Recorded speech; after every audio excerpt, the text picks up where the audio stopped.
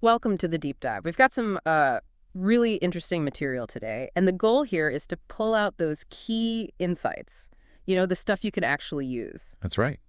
We want to make these complex ideas understandable, maybe spark a few aha moments. We're not just scratching the surface. No, definitely going deeper. So today, what's the focus? We're diving into, well, the core principles of self-mastery, observation, and communication.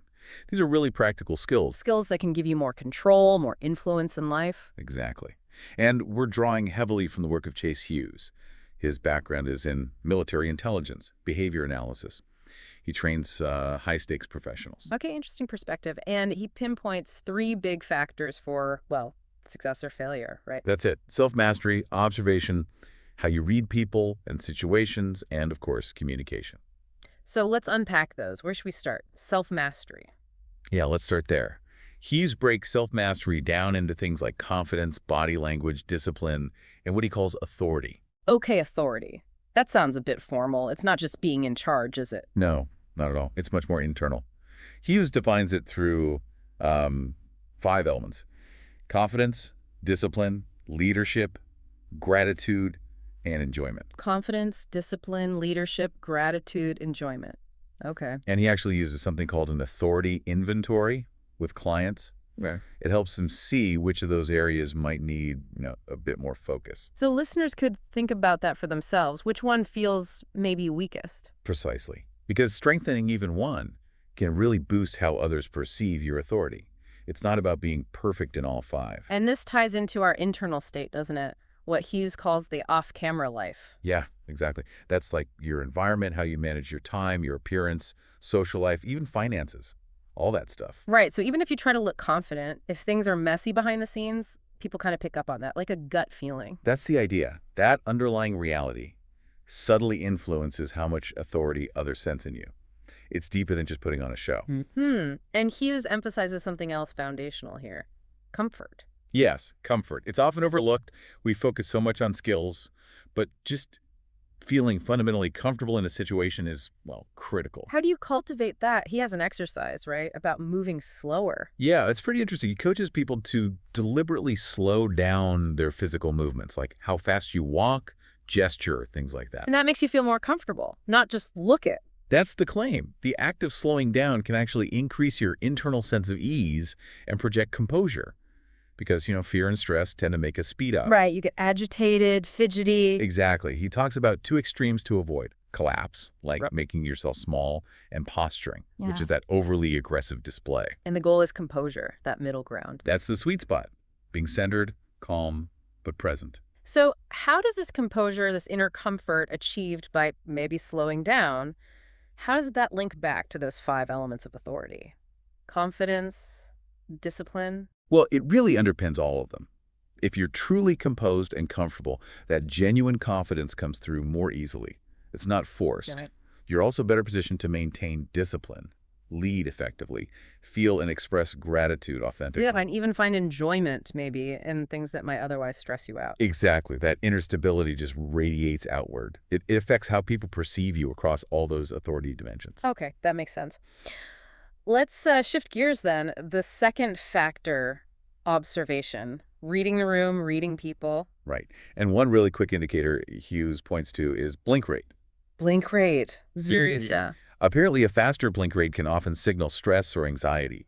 Slower blinking might indicate focus, sometimes even what he calls prey focus, like intense concentration. Huh. And you can't really control that consciously, can you? You're blinking. It's very difficult to control consistently, which is why it can be revealing.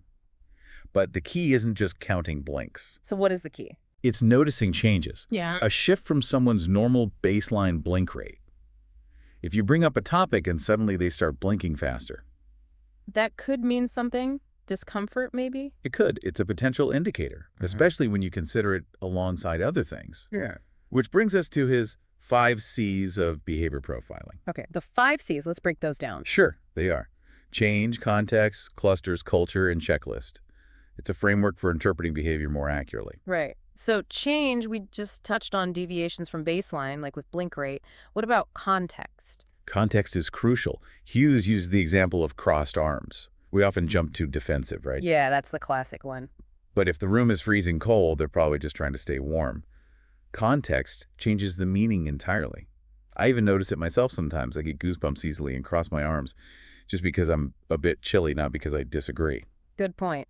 So isolated signs aren't reliable, which leads to clusters. Exactly. You need to look for groups of behaviors happening together. A single nose touch doesn't mean much. But if someone touches their nose and avoids eye contact and shifts their posture and their voice changes. Then you might have something more significant, especially within a specific context. The cluster tells a bigger story. Got it. What about culture? Culture's like a filter. A gesture or expression can mean totally different things in different cultures. You have to be aware of that to avoid misreading signals. Makes sense. And the last C, checklist.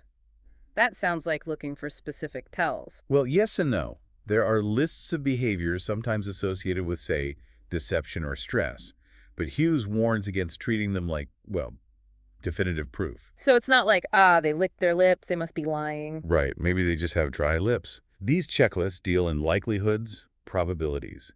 It's about raising your awareness of potential indicators, especially when seen in clusters and context, not making snap judgments. The absence of change can be just as telling. Hughes tells that story, doesn't he, about predicting angel investors. Oh yeah, that's a great one. He apparently noticed that the investors who became most interested in a pitch showed a significant drop in their blink rate. Wow. Like that prey focuses thing. Exactly. It suggests intense engagement, a powerful example of using just one observational cue when tracked carefully. It really shows there's so much information available if we just, well, pay attention. Definitely. Which brings us nicely to the third factor, communication. Okay, communication. More than just talking, right? Hughes dives into understanding the person you're talking to. Yes, he talks about 6 core social needs that often drive how people interact. They are significance, acceptance, approval, intelligence, pity, and strength or power. So these are like underlying motivators in conversations. Significance, acceptance, approval. Intelligence, pity, strength. Okay. How do you spot them? People often reveal their dominant need through their language. Someone always mentioning their title or achievements, probably driven by a need for significance. Makes sense. What about acceptance? Lots of we and us language, emphasizing teamwork, belonging, group identity. That often points towards acceptance being important. Interesting. So if you can pick up on someone's main need, say it's significance, how do you use that in communication? You tailor your approach. Mhm. If you're selling an idea to that significance person, you'd focus on the impact, the legacy, how it makes them look important or influential. Rather than just the practical details. Exactly. You speak to their underlying need. Hughes links this to, like, giving their brain a little reward, a hit of dopamine or something, by validating that need. It makes them feel understood and more receptive to you. He also mentions using negative association. How does that work? It's about subtly linking something undesirable with the outcome you want them to avoid. Maybe you subtly associate isolation or being left behind with not adopting your idea, using gestures or tone. Clever. And what about the "that's right" technique? I know Chris Voss talks about that a lot in negotiation. Yeah, Hughes brings it up too. Getting someone to say, that's right, isn't just about agreement. It's about them confirming that you've accurately understood their perspective, their reality. So it builds rapport because they feel genuinely heard, taps into that need for approval or understanding. Exactly. It lowers defenses. Yeah. But none of this works, obviously, without the foundation. Which is listening. Really listening. Actively paying attention to both words and nonverbals to actually figure out those needs. Okay. And then he introduces elicitation. Sounds a bit, CIA. Well, it comes from intelligence gathering techniques. It's about getting information without asking direct questions. How do you do that? One way is to trigger their need to correct you. Make a slightly wrong statement about something they know well. And they jump in to fix it. Often, yes.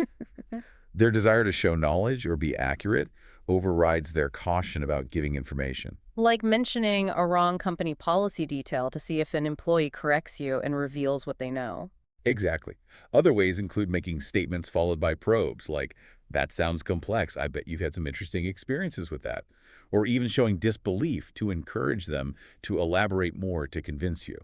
Why does that work better than just asking? Hughes suggests it bypasses the brain's sort of security alarms that go off when we feel directly interrogated. It feels more like conversation, less like questioning, so people relax and reveal more. So elicitation is a subtle way to understand people better in, well, maybe everyday situations too, not just spying. For sure, it's about deeper understanding. Now, related to self-mastery, let's talk discipline. That's something people ask Hughes about constantly. Ah, yes, discipline. Everyone wants more of it. How does Hughes define it in a useful way? He puts it really clearly. Discipline is your ability to prioritize the needs of your future self ahead of your own present self. Okay, future self versus present self. Making choices now for the me of tomorrow. Right. And interestingly, he suggests looking back at your past self with gratitude for the good choices made, not regret for the bad ones. That positive reinforcement helps present me make better choices for future me. Like creating a positive feedback loop. What about practical tips? He's big on starting small and setting up your environment. Simple things. Prepping the coffee maker the night before. Laying out gym clothes. Setting up tiny automatic transfers to savings. Exactly. Things that make it easier for your present self to do the thing that benefits your future self. Lower the friction. Start ridiculously small, he says. Don't aim for massive change overnight. Build habits. Yes, that's key. Goals are often achieved as a result of consistent habits. Discipline is needed most at the start to build a habit. Once it's a habit, like brushing your teeth, it takes much less willpower. Precisely. Most healthy, consistent behaviors are habits, not daily acts of heroic discipline.